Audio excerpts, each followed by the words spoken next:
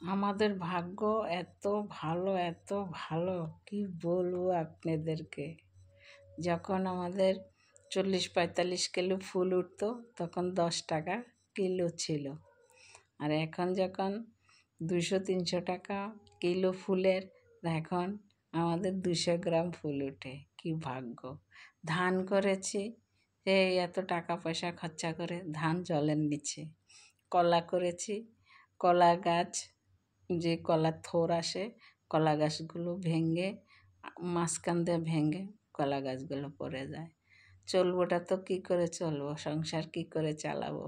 গোপাল সেবা করি, গোপাল সেবার যে গোপালের যত খরচা, কোথা থেকে যে চালাবো একমাত্র গোপালই জানে,